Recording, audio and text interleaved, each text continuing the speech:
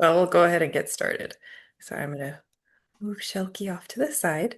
So we're here tonight with our instructor, Shelky Tao. And this talk tonight is being brought to you by BOSCA, which is Bay Area Water Supply and Conservation Agency, and the City of Santa Clara. Let's advance the slide. There we go. Everyone's muted by default, but we are hoping you'll ask lots of questions. So please go ahead and either put them in the chat or in the Q&A. If there's a convenient pause, we may interject a question into the presentation, but otherwise we'll definitely address them at the end. And if you're not aware, BOSCA represents 26 agencies throughout the San Francisco Bay Area in the East Bay and South Bay and up the peninsula. Serving 1.8 million people, 40,000 businesses and community organizations in San Mateo, Santa Clara, and Alameda counties. And the whole point of BOSCA's landscape education program is to encourage us to focus on outdoor water use, which tends to make up about half of our residential water use, at least in Santa Clara County. And so by learning waterwise gardening techniques, you can help us to tap into that single greatest opportunity for conservation, which is outdoors. There are lots of great rebates available through BOSCA. One is the Lawn Be Gone program, where you can replace your thirsty lawn with water-wise plants and have a nice rebate for it. Rebate amounts vary depending on the city that you're in, so do check with your municipal agency and see what cost sharing may be available through BOSCA for that program. There are also rain barrel rebates, as you can see on the right there, for up to $200. And also, if you're looking to upgrade a controller, smart controllers are a really good way to go. It's a more hands-off way to control your irrigation system based on the weather instead of guesswork. So it taps into local climate data and programs your irrigation controller accordingly based on local precipitation rates. And if you're also looking for an additional way to get a rebate and beautify your garden, rain gardens are a wonderful way to do it. It would have been handy to have this past winter. We had some nice sporadic rains, um, and can be rebated up to $300. I want to invite you also, if you happen to be in the city of Santa Clara, we're hosting a native garden hands-on workshop on Saturday, April 11th at Eddie Souza Park over off Monroe and Santa Moss Expressway, talking about the benefits of native plants, showing you proper planting techniques and establishment, and also discussing rebate opportunities, specifically the lawn conversion rebate. Valley Water takes over the rebate programs for South County. Their base rebate amount is $2 per square foot to convert your lawn. And again, if you're in a city that offers cost sharing, you may be eligible for more than that. So do check on their website at watersavings.org. They also have links to South Bay Green Gardens, which is a great resource for any garden project. There are lots of video tips, landscape design samples, just a lot of wealth of information there for resources. And you can always sign up for the Valley Water newsletter. Each month, I always check it out. They have a lot of great information, events. This next month is coming the Go Growing Native Garden Tour. They've got a great link on their website for that. There are gardens that are being opened up all up and down the peninsula, so be sure to check that out. It's a great way to get inspired for your own garden project. And Bosca's also got a lot more classes coming up this spring, all the way through June. So this is just the beginning. So do make sure after this month you go on their website and see what other offerings there will be coming. And last but not least is the Waterwise Gardening in the Bay Area website. I like this one because it offers you the opportunity to look at finished gardens. You can hover over plants that look appealing to you. It'll tell you the name of the plant, what the exposure is. I believe even in the nurseries that you may be able to find it available. So it's a great opportunity. If you're not too familiar with plants, but you like the way something looks, you can learn a little bit more and then get started on your garden project that way. So I'm going to go ahead and stop sharing and introduce our instructor, Shelky Tao, who's going to take us on the wonderful adventure of aromatherapy gardens. Thank you, Victoria. Hi, tonight we are going to talk about aromatherapy garden, a really interesting topic. Let me share my PowerPoint.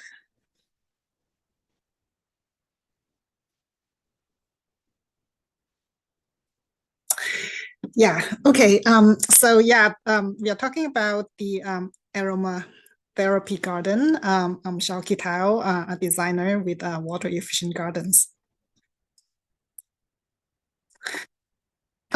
Scent is a really powerful sense. It is the only sense that's linked directly to amygdala in our brain right here. Um, and then uh, the almond shaped like area, this small area, and the hippocampus, this area. One is responsible for the emotional responses, another for like treat and cataloging and filing, like pretty much responsible for our long-term memory, treating all those senses, what we felt at that moment, and then store them in that area. Because it's directly linked to both of these areas, so scent can give us that instant kind of like emotional response, right? When we smell something, it makes us feel pleasant. We make us feel good, then we will feel right at that moment. And then after years gone by, and we will still remember that moment, what that made us feel. Scent really does have this power. Um, so maybe that's why you can see the global fragrances market. It's a very big product. 2026, the market is $62 billion. And then in the next 10 years, actually 7 years, it will grow to something like 93 billion. Actually, when I saw this graph, I was quite surprised because for a product, right, as mature as fragrances, you usually the growth rate is very modest. But here you can see it's still projected to grow at something like 6%. Every year. It's not the high tech kind of like growth, but still very quite impressive for such a mature product. All in all, it just speaks to the power of scent and how important it is for our life. Um, so here, when we create this scent focused garden, we are creating a living pharmacy for our own mind.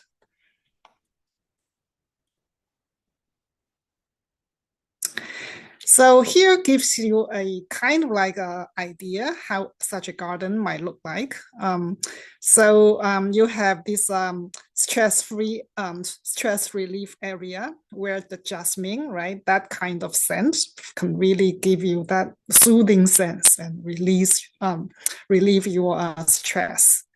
And then if you come down to the relaxation area, then like the lavender, the rosemary, when you are sitting on the bench, that can give you another level of the relaxation. Um, so there are other like scented plants all around the garden. Um, so this is just like one such layout, how it might look like such a aromatherapy garden.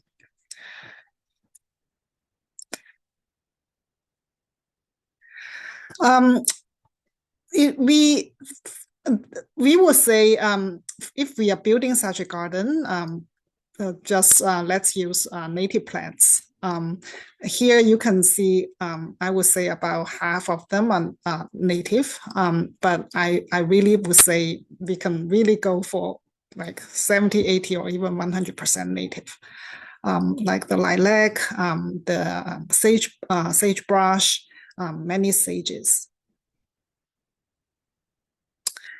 We have many scented plants in the native plants. They are climate ready, so that it's very accustomed to our dry summers and wet winters. That means we don't need to give them additional irrigation. They after they are established, they are very much on their own, or they need almost none or very little irrigation, and with that we can save a lot of water compared with the lawns for sure. They support the local pollinators. And then compared with the lawns, we don't need to give them fertilizer and we can save a lot of water. So it's just we have a good supply of these scented plants among the native plants, and they just have all these other very great benefits.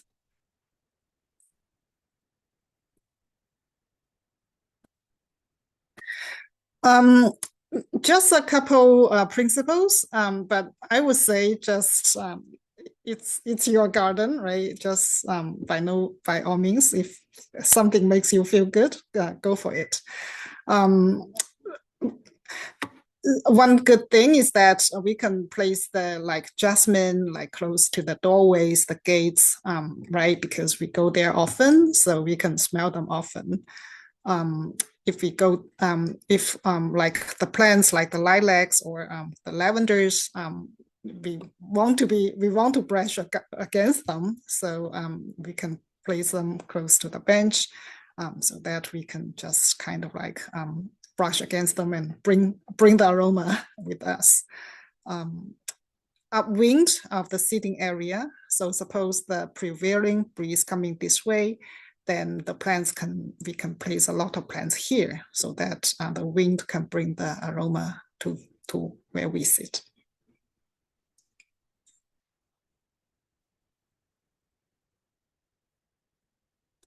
Santa Clara is a great place to grow such a garden because we have very sunny weather, especially in summer. We have more than 6 hours of direct sunlight, which a lot of such plants love. Um,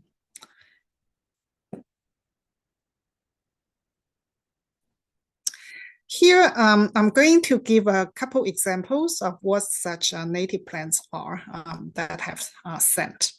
The first is Cleveland sage. It's my big favorite native plant. It's very beautiful, very unique, and it just have that scent. very, very Californian. I don't know how to describe it, but earthy and sweet. So yeah, when you plant a Cleveland sage, you will have color, you will have unique shape, unique look, and then you will also have scent. It's huge pollinator plant. So many times I saw these big black bees, our native bees, like hovering around it. So it's really attract and give the food and shelter to the bees. And it's very easy to care. It's like you just plant it, give it water, adequate water, and boom, that's it. It grow very fast, and it's really don't need that much maintenance for it.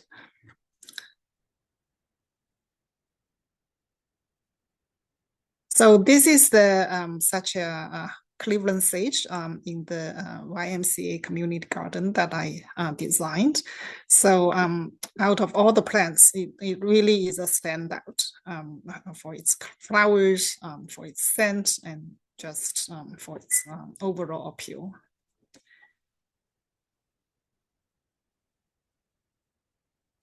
Hummingbird sage, that's another of my big time favorite. So it just like Cleveland sage, it also has this very unique look. You won't confuse it with other plants.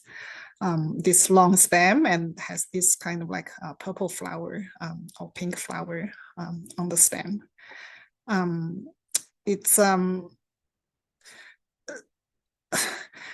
it's just very playful, really. And it's so easy to grow.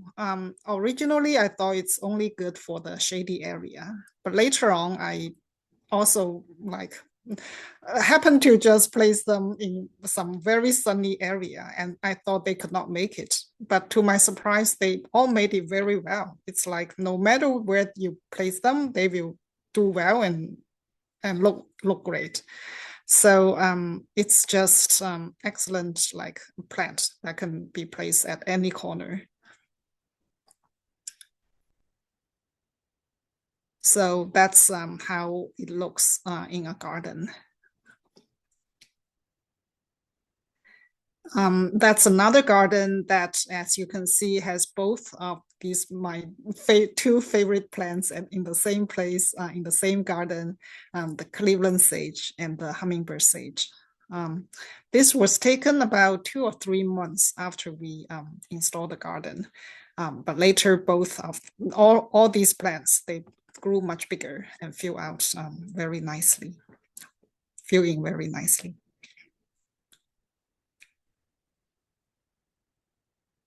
So yeah, this is the hummingbird sage.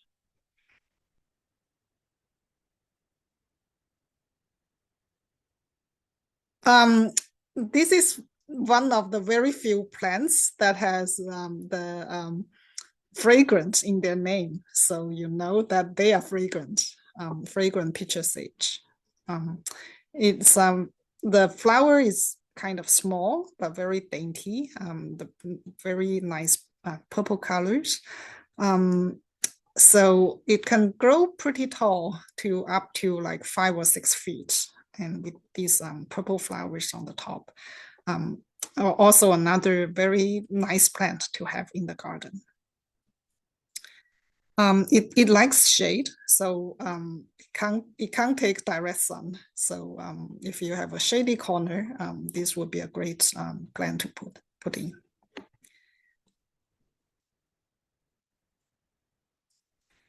Sagebrush. So if you like to hike, you will definitely see them. They are everywhere. So it's a really a big California native. I did not know that, but when I was preparing for this talk, so brushing against this on a hike is the classic California experience. So that's fun to know. But yeah, it's just it has this silver foliage, and whenever you see the foliage is silver, that means they are very drought tolerant. They only need very little water. So sagebrush, it's another scented plant, native plant.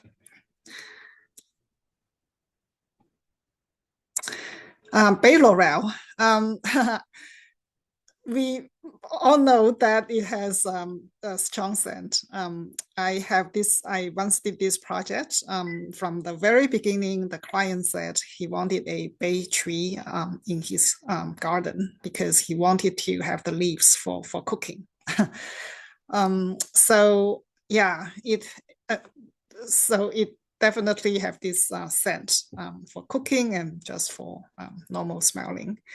Um, it's it can cause bay headaches due to its strength. That I don't know about that one, but anyhow, it's definitely a great scent, another scent native plant.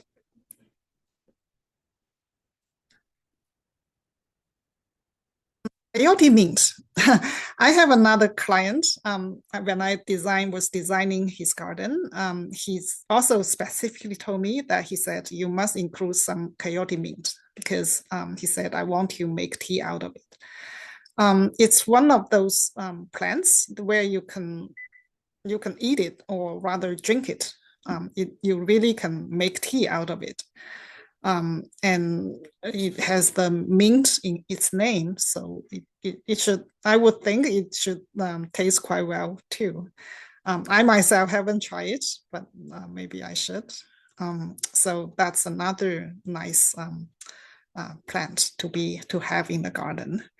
It cannot take strong sun. So if you have like tall plants, then you can tuck several under them, then they will be quite happy.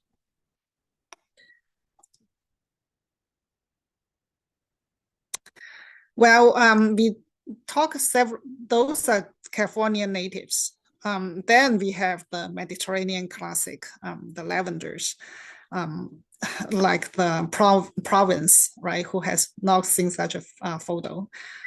You can, by just looking at this picture, you can already smell it. It's the relationship is that close. When we see the picture or the word of lavender, we already can smell its scent.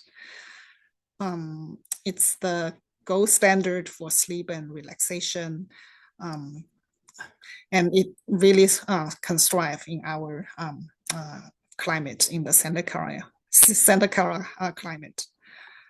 There are many varieties. So you have the French lavender, you have the English lavender, and you also have the Spanish lavender.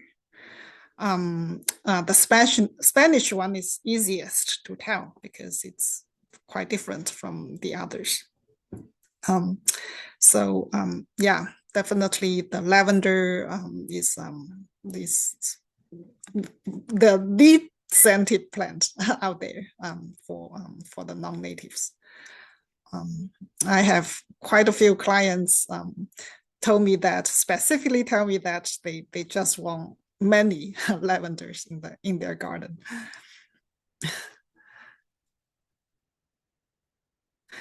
Jasmine. Who don't like the smell of jasmine, right? That's just like lavender. The word jasmine can already make you smell its scent.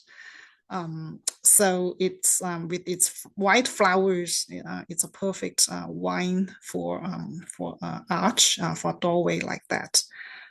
So if you want to smell it all day long, then you can just plant it for next to a door like this. It make a beautiful view, and when you go in and out, then you can smell it. Um,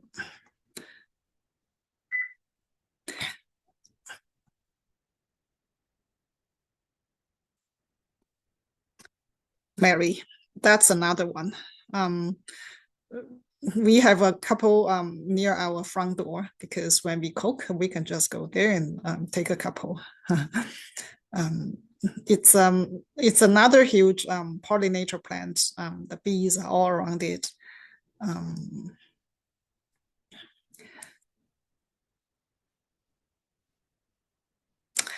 well, you can harvest for scent. You can just like what this is one of my client. He likes to he's doing the pruning, and then in the process he has all these cuttings that can be made into the scent bundles. So it's this is a Cleveland sage. So as you can see, it really can allow you to do everything all at the same time. When you are doing the pruning, you can also use these cuttings to make the bundles. And then this way, then you can bring the scent with you in indoor.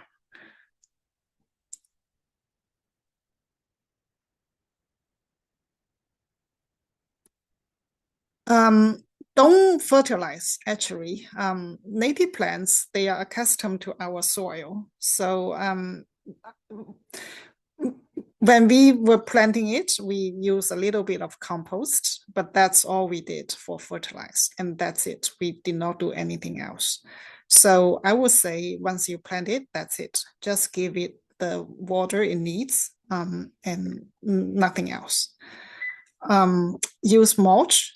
That's a very effective way to reduce or prevent the evaporation and can save a lot of water that way.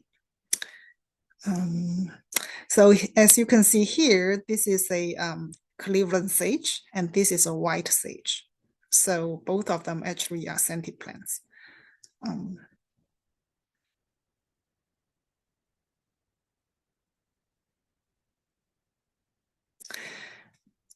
I think one of the most common mistakes for native plants is to overwater them.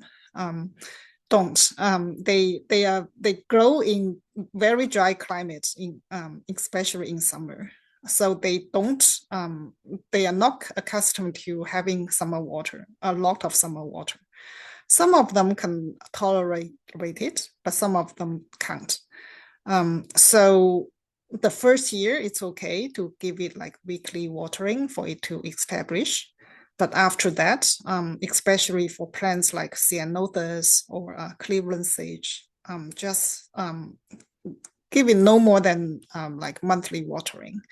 Um, that way, actually, it's better for the scent as well, if you want to um, have that.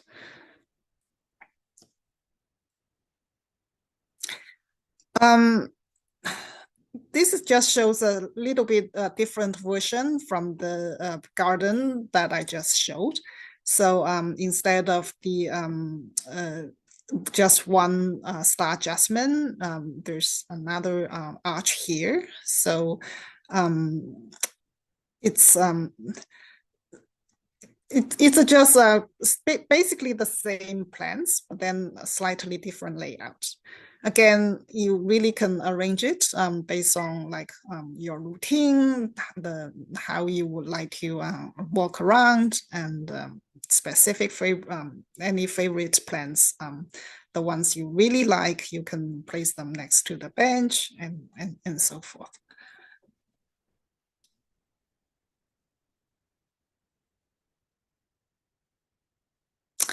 Well, for native plants, the California Native Plant Society, they have a Santa Clara Valley chapter. They give workshops all the time. So that's if you are interested. And they will give the tour that Victoria just introduced about. It's coming up next month in a couple of weeks. That's one of the best opportunities to see the native plants up close and learn about many of them. So definitely great organization to consider if you are interested in native plants.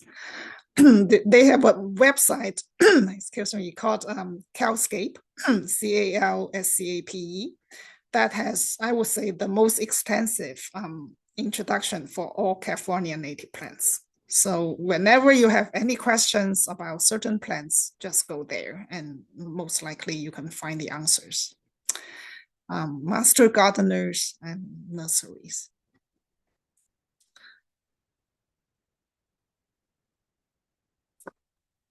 Well, your garden is your sanctuary. We go there to relax, to forget all the our like all the hustles and bustles, and just go back to become ourselves. The earth loves in flowers, but speaks in scents. Flowers and scents, they are nature's gifts to us. We can enjoy them, yeah, if we build a garden.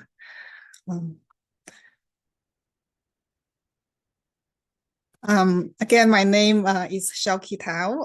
You're welcome to send me an email. Here's my email address. If you have any questions about native plants, the aromatherapy garden, or just a long conversion project. Um, any questions you have? I'm not seeing any questions in the chat or the Q&A right now. I just wanted to point out it's really, I think, poignant that the drought tolerant plants have so much of the aroma. You see English cottage gardens and they look so attractive and full, and yet you walk through them and you don't smell a whole lot. But those aromas really concentrate with the plants that don't need as much water. It's like when they tell you not to water the week or two before you harvest your fruit because it dissipates the flavor of the fruit. So it's kind of this sounds like the same thing with the drought tolerant plants that they're not diluting those wonderful aromas and oils, so you really get that rich scent. And I know you mentioned the Salvia spatacea. That's one of my favorites. I thought it was cute that you had Fruit Loops because I always think it smells kind of like strawberries too. It's just such a pretty scent. Mhm. But Do you have a personal favorite that I know you mentioned the Salvia clevelandii. Is that one that you Yeah, sense with? Yeah. that's my big time favorite. Yes. Okay. Yeah, that is a good one. And it's such a striking plant in the garden too. So it takes up such a commanding space. Yep. Yep. Well, I'm not seeing any questions come in. So, unless you have anything else to add, I think we're finished for the evening. Did you have any last comments for us, Shelky? No, just that a native garden is just so good for us. It saves so much water. It gives us wonderful scent, wonderful views. Yeah, build native garden. That's what I would encourage everyone to consider. Well, and with that, I hope you all please do go look at those wonderful native gardens on the tours. People spend a lot of time and energy putting into them, and they're really inspiring for the home garden. So I hope you take advantage of that. And thank you so much, Shelky, for this wonderful scented tour of the garden landscapes that you have worked on. And Thank you. have a wonderful night, everyone. Have a good night. Thank you. Bye-bye. Bye bye.